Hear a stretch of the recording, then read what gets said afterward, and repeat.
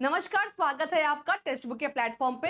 जैसा कि आपको पता है कि बिहार एस्टेट को लेकर नोटिफिकेशन के बारे में बातें चल रही कि बहुत जल्दी बिहार एस्टेट का फॉर्म आने वाला है।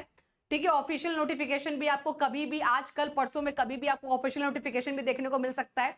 टाइम बहुत कम हमें मिलेगा, तो हमें एग्जाम का पेपर का पैटर्न, सिलेबस, ये सब का आइडिया होना चाहिए और बहुत जल्दी अपने को तैयारी भी शुरू करनी है, क्योंकि बीपीएससी ट्री और बिहार एस्टेट ये दोनों आपको बैक टू बैक देने पड़ेंगे और इसके लिए बहुत कम टाइम आपको मिलेगा। तो सबसे पहले हम पेपर के पैटर्न के बारे में बात कर लेते हैं। तो एग्जाम में जो आपका पेपर बनता है वो बनता है आपका 150 मार्क्स का, है ना। 150 मार्क्स का आपका पेपर बनता है, जो कि 2.5 घंटे का आपका एग्जाम होता है और ये एग्जाम आपका ऑनलाइन मोड में होता है ना। ऑनलाइन कंप्यूटर में आपका एग्जाम होगा सीबीटी मोड पे, और इसमें टोटल 100 क्वेश्चन जो होंगे ये आपके कॉमर्स के क्वेश्चन होंगे, यानी कि आपके सब्जेक्ट से जो क्वेश्चन बनेगा 100 क्वेश्चन आपके सब्जेक्ट से ही यहां पर बनेगा।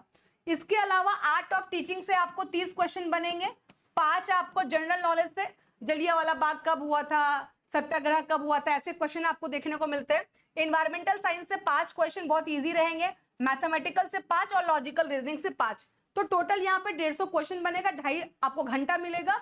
ऑनलाइन मोड में एग्जाम होगा। एग्जाम अदर स्टेट वाले दे सकते हैं, लेकिन बिहार में जाके एग्जाम देना पड़ेगा। आपका जो एग्जाम होगा वो बिहार में ही होगा, वहीं जाके एग्जाम आपको देना पड़ेगा। ये जो एग्जाम कंडक्ट करती है बीएसईबी जो बॉडी होती है वो कंडक्ट करती है, ऑनलाइन मोड में होता है। एमसीक्यू क्वेश्चन होते हैं, मल्टीपल चॉइस क्वेश्चन होते हैं, हर एक क्वेश्चन के लिए 1 मार्क्स मिलता है और नेगेटिव मार्किंग इसमें नहीं होती है। सबसे बड़ी अच्छी बात है कि नेगेटिव मार्किंग अभी तक इसमें नहीं आया है। इन्होंने अपना सिलेबस जो है काफी अच्छे से, काफी डिटेल में सिलेबस दिया है। आइएगा एक बार हम लोग सिलेबस देख लेते हैं कि क्या आपको पढ़ना है। इसका सिलेबस काफी ज्यादा वास्ट है।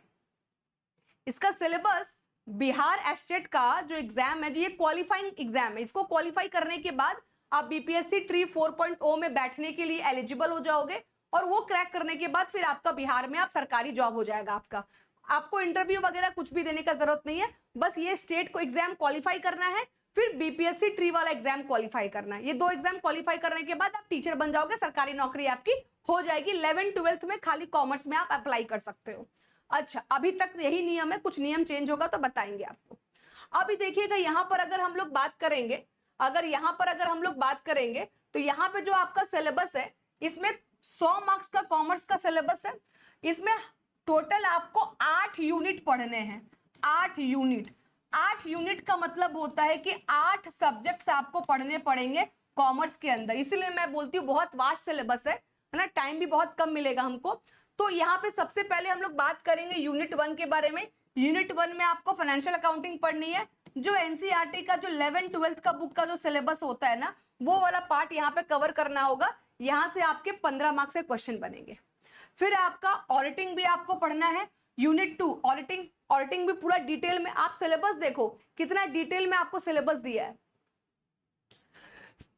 सॉरी, आपको अकाउंटेंसी में hire purchase, instalment payment system, royalty, branch, departmental accounting, ये सब आपको पढ़ना पड़ेगा। यूनिट 2 के बारे में बात करेंगे तो इसमें ऑडिटिंग पढ़ना पड़ेगा। ऑडिटिंग से आपके 10 मार्क्स के क्वेश्चन बनेंगे, यानी कि 10 क्वेश्चन, हर एक क्वेश्चन 1 मार्क्स का होता है। उसके बाद company audit, vouching, valuation, rights, duties, ये सब आपको पढ़ना पड़ेगा। फिर थर्ड में आपको लॉ भी पढ़ना पड़ेगा। मैम लॉ, हाँ एग्जैक्टली, लॉ भी आपको पढ़ना पड़ेगा। Indian contract act, sales of goods act हो गया, Indian negotiable instrument act, partnership act हो गया, कंज्यूमर प्रोटेक्शन एक्ट हो गया। ये सारे आपके लॉ होते, लॉ के क्वेश्चन जो है यहां से एग्जाम में पूछा जाएगा, ये भी आपको कवर करना पड़ेगा। उसके बाद यूनिट 4 जो है कॉर्पोरेट अकाउंटिंग। कॉर्पोरेट अकाउंटिंग का मतलब कि शेयर, डिबेंचर, है ना, शेयर डिबेंचर वाले जो टॉपिक्स आपके होंगे वो आपको करना पड़ेगा। प्रिपरेशन ऑफ फाइनल अकाउंटिंग हो गया, अमलगमेशन हो गया, इंटरनल रिकंस्ट्रक्शन हो गया, forfeiture of share, redemption of preference share, ये सब आपको कवर करना पड़ेगा कॉर्पोरेट अकाउंटिंग के अंदर। Financial accounting, corporate accounting, auditing, law, इसके अलावा कॉस्ट अकाउंटिंग भी आपको कवर करना पड़ेगा। यानी अकाउंटिंग का जो 3 ब्रांच है जो कि हम लोग बीकॉम तक जाके पढ़ते हैं, फाइनेंशियल अकाउंटिंग, कॉस्ट अकाउंटिंग और आपका कॉर्पोरेट अकाउंटिंग, ये तीनों कवर करना पड़ेगा। कॉस्ट अकाउंटिंग अपने को थोड़ा सा टफ जाता है ये, ठीक है। तो यहाँ पे method of costing, element of cost, इसका objective, classification, job costing, process costing, ये सब आपको यहाँ पर कवर करने पड़ेंगे। उसके बाद अगर नेक्स्ट बात करते हैं तो इसमें आपका मैनेजमेंट अकाउंटिंग भी आता है ना।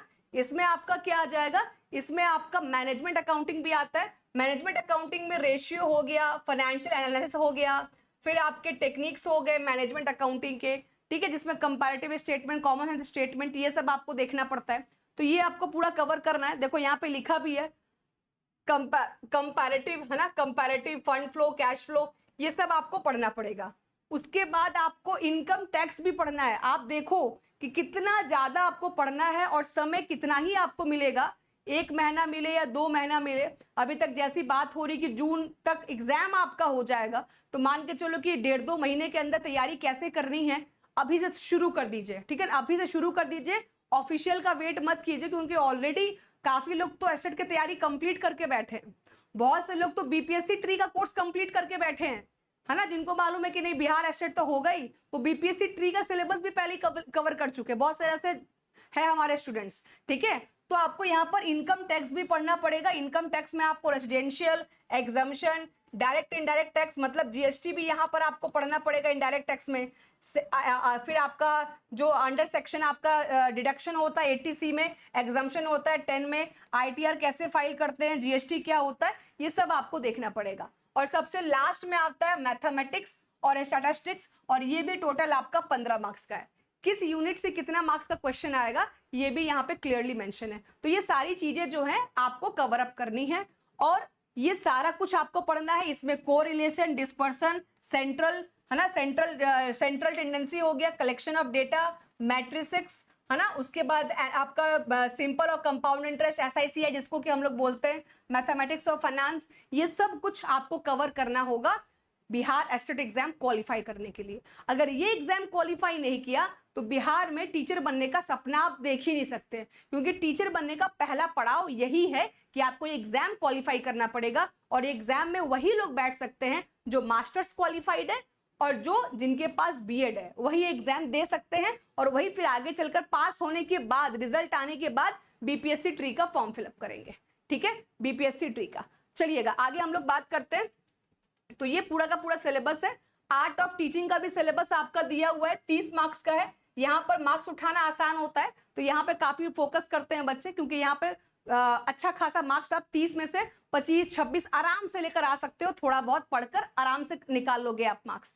फिर आपका ये जनरल नॉलेज हो गया, इन्वायरमेंटल हो गया, मैथमेटिक्स हो गया, लॉजिकल रीजनिंग हो गया, बस इतना ही लिमिटेड है, और इसका भी सिलेबस आपको दिया है। तो 100 मार्क्स का जो हो गया आपका सब्जेक्ट हो गया, और आपका जो टीचिंग है वो 30 मार्क्स का हो गया, और 20 मार्क्स का जो है वो आपके जनरल क्वेश्चन हो गए, यानी कि ये वाला क्वेश्चन आपका अदर स्किल्स आ गया, ठीक है। यहां तक क्लियर है। अब यहाँ पर अगर आप तैयारी कर रहे हैं तो टेलीग्राम को जरूर ज्वाइन करें, क्योंकि बहुत जल्दी मैं यूट्यूब पर फ्री क्लास स्टार्ट करने वाली हूँ बिहार एस्टेट के लिए। और इस सैटरडे को, दिस शनिवार को मैं मैराथन सेशन लेकर आने वाली हूँ, जहां पर 24 का पूरा पेपर मैं 100 का 100 क्वेश्चन कॉमर्स का आपको सॉल्व करवाऊंगी। और अगर आप तैयारी करना चाहते हैं तो हमारे पास दोनों बैच अवेलेबल है। दोनों बैच में आपको कोर्सेस मिल जाएंगे। एक बैच है ओनली बिहार एस्टेट का, है ना, एक बैच है ओनली बिहार एस्टेट का। अगर आपको सिर्फ बिहार एस्टेट की तैयारी करनी है तो आप सिर्फ बिहार एस्टेट की तैयारी करो, लेकिन अगर आपको बिहार एस्टेट और बीपीएससी ट्री ये दोनों साथ में करना है तो इसके लिए आपको क्या है, 1499 में आप ये दोनों साथ में तैयारी कर सकते हो। तो जो भी कोर्सेस लेना है आप ले सकते हैं। सेल्फ स्टडी करना है, सेल्फ स्टडी भी कर सकते हैं, बस टाइम कम है। आप लोग जो भी करना है स्मार्टली प्ले करना। कोई भी दिक्कत होगा तो व्हाट्सएप कर लीजिएगा, व्हाट्सएप पर आपको लिंक जो है वो अवेलेबल करा दिए जाएंगे। और पी सिंह कोड जरूर यूज कीजिएगा, इसी से आपको डिस्काउंट मिलेगा। डिस्क्रिप्शन पे लिंक में डलवा दूंगी। नोटिफिकेशन आने के बाद फॉर्म का ये जो कोर्स का प्राइस है ये इंक्रीज हो जाएगा, क्योंकि फिर अभी बहुत जल्दी हम लोग लाइव क्लासेस जो है वो स्टार्ट करने जा रहे हैं, ठीक है। चलो bye bye, take care, all the very best, study hard.